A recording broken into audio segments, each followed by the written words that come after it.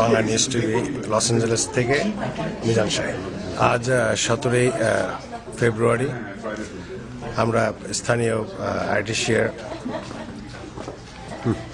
Little ঢাকার পাশের যে ব্যাংকুয়েট রুম, সেখানে আমরা আজকে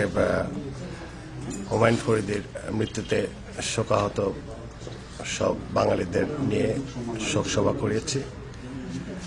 এবং আমাদের সময় ছিল 7:30 থেকে 8টায়, আমরা 8টায় শুরু করি। তো অনেকে এসেছিলেন, সুদীজন যারা যারা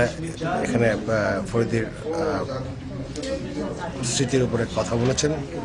তারা হচ্ছেন আমান ভাই, আশরাফ মিলন, তারেক বাবু, বদিউল আলম, আবু হানিফা, লিবা মোনালিসা, শিউলি মিজান, কুদ্দুস খান, জয়নাল আবেদিন, সোহেল রহমান বাদল এবং আমি মিজান সাহেব। অনুষ্ঠান আমি মনে করি আমাদের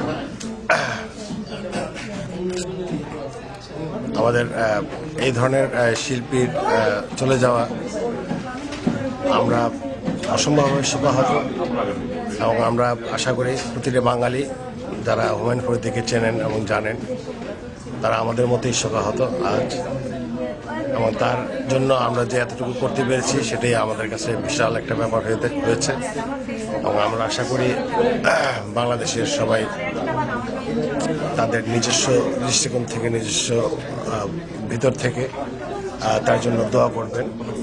এবং তারা নাট্য জগতের মহাপুরুষ জনাব হুমায়ুন ফরিদি ভাইয়ের একটা শোকসভার আয়োজন করেছে এখানে